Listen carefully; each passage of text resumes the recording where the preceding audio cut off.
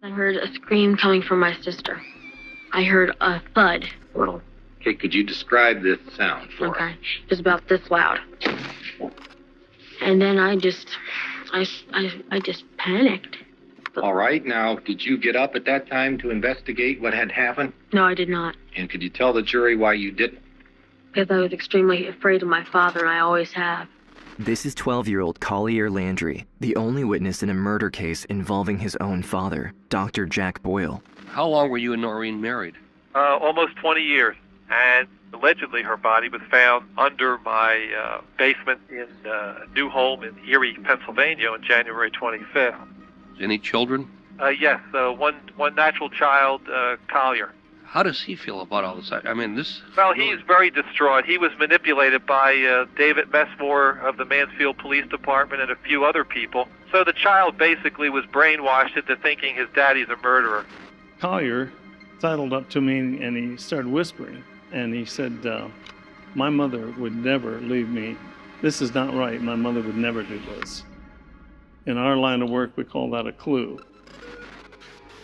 Compelled to fight his own father, 12-year-old Collier Landry didn't hesitate to face off against the local police department, the media, and even his own family to find his mother. With a little help from one dissident detective, he summoned his courage and started investigating on his own. But little did he know, he was also on the list of his father's future victims. The thing that was overwhelming that fear was my desire to find out what happened to my mother and get justice for her.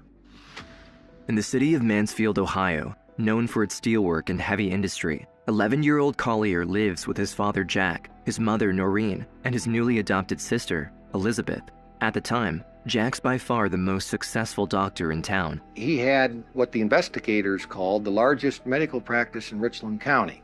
1 out of 13 people used Dr. Boyle as their physician. But behind closed doors, Jack was a completely different person. Described as a rageaholic by his wife, the man has a quick temper and often goes off without a warning.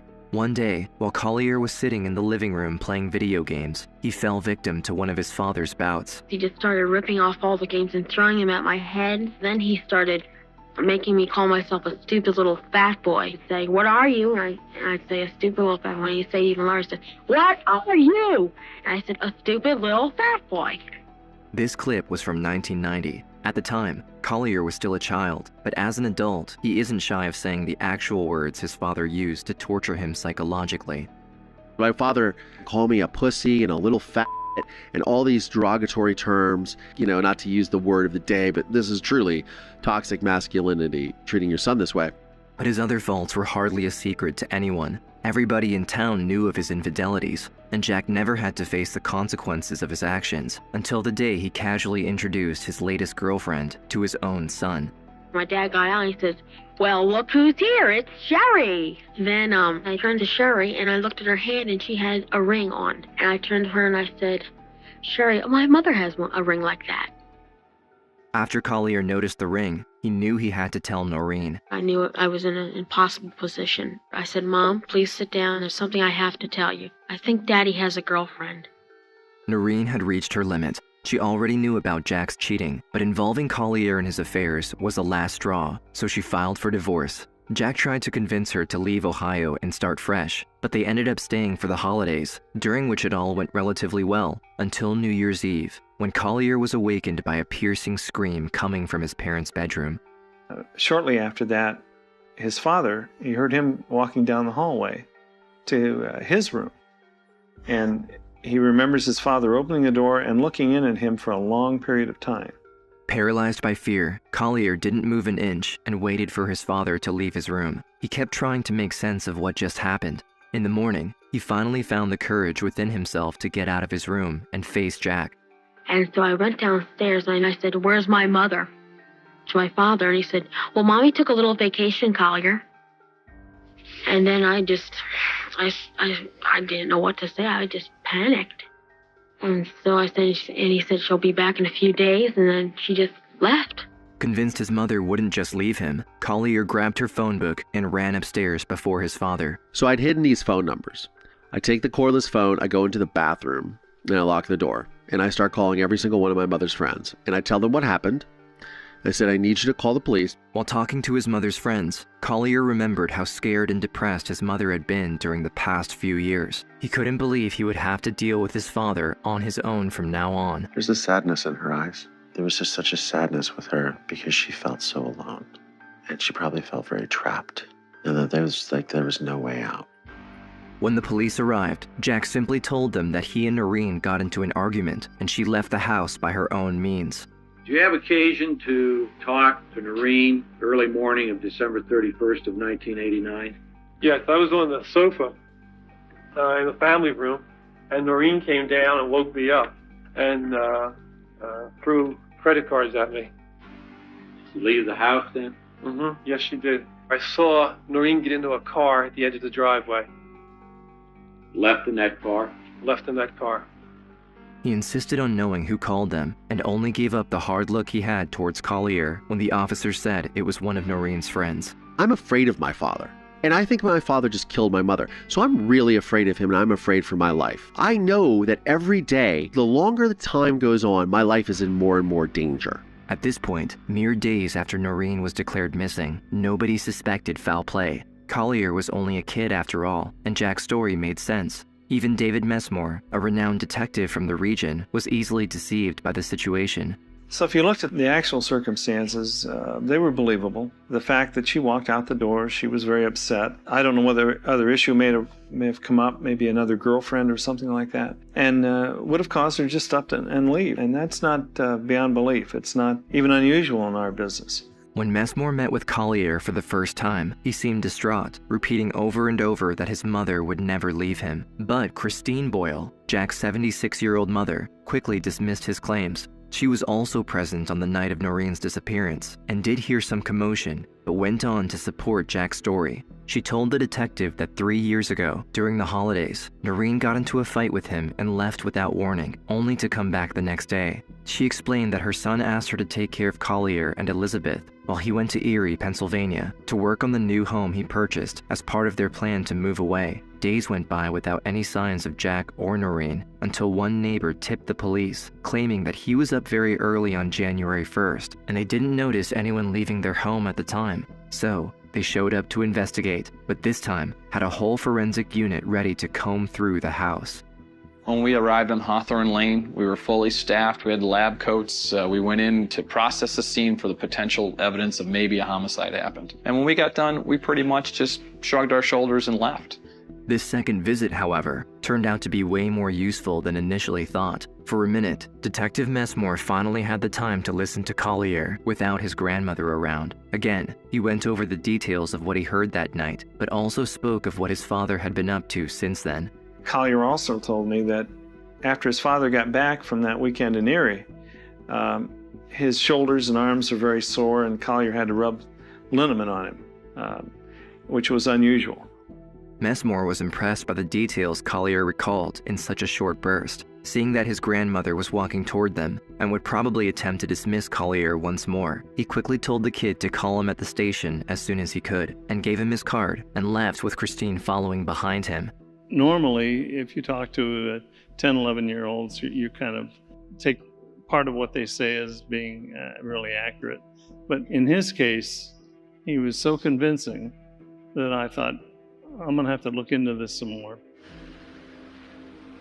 Determined to find justice for his mother, Collier set out to find a way to talk to Messmore away from his home. I went to school the next day, and I told the principal at the school, you need to call down at the Mansfield Police Department and ask for this guy named Lieutenant David Messmore. Aware that his father could probably kill him for conspiring against him, Collier stuck to the safety of his school to discuss with Messmore. This relationship was of great use to the detective because he had been barred from entering the Boyles' house after his last visit yielded no results. It was almost as if nobody thought Jack could have possibly done something wrong to his wife.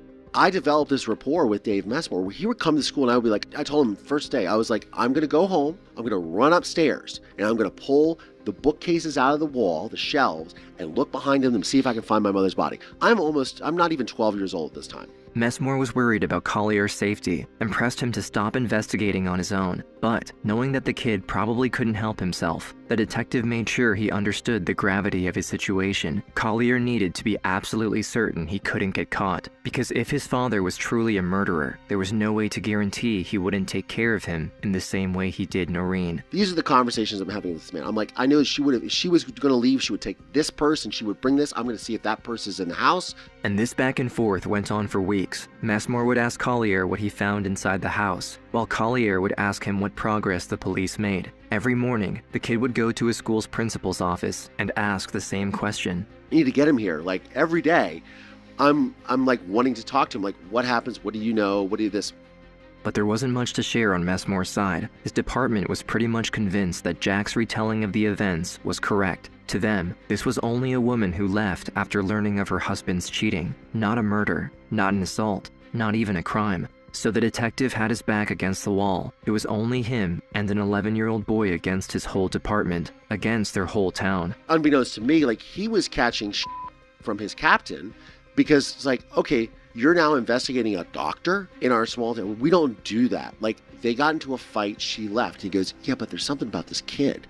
As his captain was about to close the case, Collier came to Messmore with a new clue. The police had no proof of Sherry's involvement with Jack up to this point, but Collier, while his father left him alone in his truck to pay for gas, started going through the glove compartment and found 2 photographs of him and Sherry, inside and outside of his new home in Erie. During this time, so I find the picture of the house. I tell Messmore about this. Immediately, Messmore assembled his team once again. They contacted the real estate agent behind the transaction and all the hardware stores in Mansfield and Erie, asking if anybody had bought a shovel in the last month. They even called Sherry herself, asking about the affair. This level of scrutiny tipped Jack off. There was someone working against him. The police couldn't know all of these details without someone feeding them information. And this is when he told Collier that they would be leaving for Florida the following day. When asked why, Jack was evasive. That same day, Collier called Messmore in a panic. He realized that, like, literally this is the only witness to a potential murder,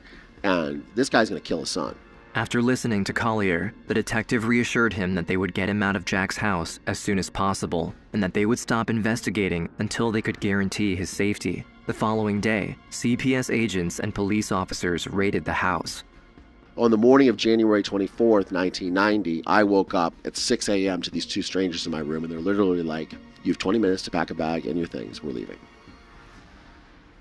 With Collier out of harm's way, Messmore and the Mansfield Police Department went on with their investigation. First, they met with Michelle Barth, the realtor who sold the house to Jack. She explained that the woman who signed the contract with Jack wasn't Noreen.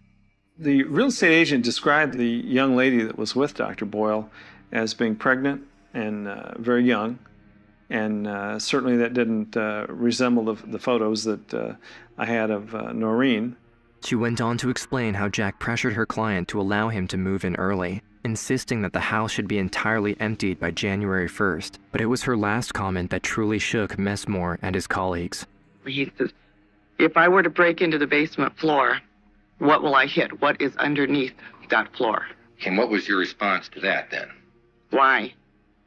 Why would you want to do something like this? Next to Michelle Barth in the police list of clues were the hardware stores. Often, before or after committing a murder, the culprit will buy supplies to help dispose of the body, as seen in our recent coverage of the Sarah Maynard case. After making a few calls, Messmore got a new clue. Apparently, 2 days before Noreen's disappearance, Jack rented a jackhammer at a local store. This information, paired with the realtor's declaration, got Messmore thinking. It seemed almost too crazy to be true, but he got himself a warrant to search the Erie property, bringing with him a crew of technicians, equipped with shovels and pickaxes. So as the technicians were on the floor and looking around, one of them went over to the wall of the concrete block basement and said, there's a little bit of new concrete.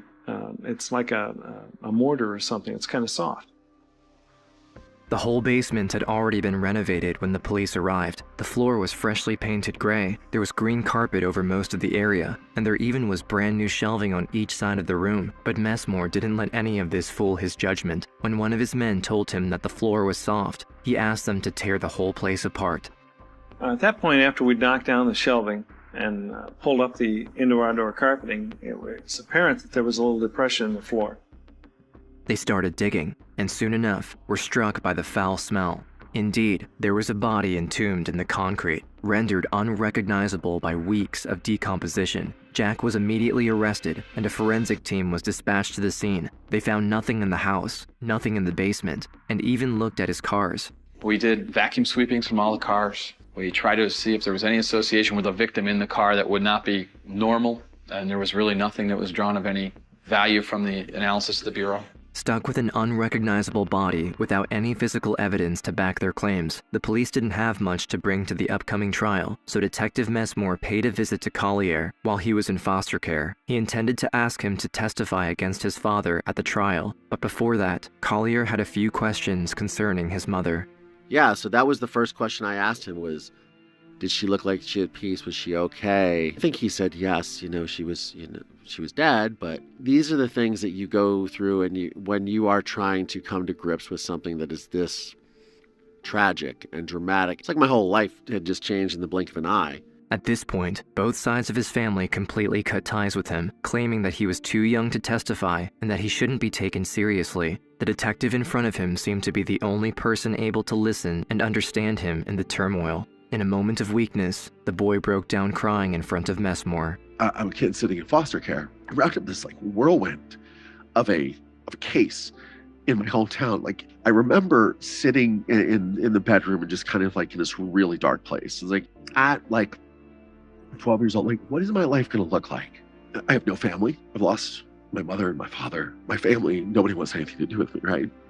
Messmore looked him dead in the eyes and told him that there was still a way to make this right. If he would agree to testify, he could finally prove them wrong and get justice for his mother. Without any hesitation, Collier said yes. When the trial came, of course, I was not going to lie for him. I was not going to say I don't want to testify or anything. To me, felt like a lie because I know what happened. I knew she was dead. I knew all this. I was working with the police, all that. I knew that this was the right thing to do, as much as it hurt. 5 months later, on June 4th, 1990, the trial started and Collier finally came face to face with his father. Testimony continued today in the most notorious criminal trial in Richland County history. Dr. John Boyle is accused of killing his wife Noreen and burying her body in the basement of his new home in Erie, Pennsylvania. The 12-year-old son of accused murderer Mansfield Dr. John Boyle finally took the stand. Will you tell us who you are? I'm Collier Landry Boyle. Collier started by telling the jury of his father's infidelities, recalling his encounter with Sherry wearing his mother's ring, the pictures he found in Jack's truck, and the loud noises and screams he heard on New Year's Eve. Afterward, Sherry too took the stand. We have a defendant here who was a womanizer, and he would engage in one affair after another. Sherry, have you recently had a baby? Yes, I have. And who is the father of that baby? Jack Boyle. The motive, prosecutors say, so he could move into that house with younger girlfriend Sherry Campbell, who was carrying his baby. It's actually better than a soap opera because it happened right in our own town. I did not kill Noreen. I never harmed her at all. A Richland County jury watched a gruesome videotape of Noreen Boyle's body being exhumed from a shallow concrete grave. It was like seeing something out of a horror movie, only this was real. After a month-long trial, the jury rendered their judgment. We, the jury in this case, find the defendant, John F. Boyle, Jr., guilty of the offense as charged in the indictment. The judge said he would tolerate no outbursts in the courtroom, but they cheered in the hallway when Dr. John Boyle was found guilty of killing his wife, Noreen. But Collier's ordeal wasn't over yet. For years, members of his family tried to force a retrial. Collier's uncle even went as far as claiming that he talked to Noreen after the murder and that the body they found belonged to someone else. From his jail cell, Jack reviewed the autopsy report and spotted many errors and inconsistencies. This prompted the prosecution to exhume Noreen's body 4 years later and perform a DNA test, since the technique didn't exist at the time of trial. That was where he tried to poke a hole, and a major hole, in the prosecution's case. But forensic evidence actually backfired on him and showed conclusively that it was in fact Noreen Boyle. Following these events, Collier and Elizabeth were separated. He was sent to a loving foster family, grew up in relative normalcy, and eventually became a successful filmmaker. But his father never stopped harassing him. Every few months, he would receive a letter from jail, and this went on for most of his life. Over that 25 years, my father did everything he could in his power to have me rescind my testimony, to help him get out, anything that this man could do to manipulate me. But 6 years ago, Collier set his foot to the ground and took matters into his own hands once again. He set out to produce a documentary finally lifting the veil upon his side of the story. Now, in the film's final scene, I confront my incarcerated father in prison. I'm gonna have that moment where I can ask this man why. But Collier never got his answer. Jack's disillusion was just too ingrained. He simply had to accept that he'll probably never know why his father did what he did. But what seemed like a failure ended up helping him realize something much more important. Then I realized something. Why looks into the past. But what now? What now looks to the future? In a way, his story has never been about the why, but always about what now. And what he's doing now is helping others move past their traumas through his own victim advocacy. So when it comes to resilience, biography is not destiny. You can be both the author and the audience of your life.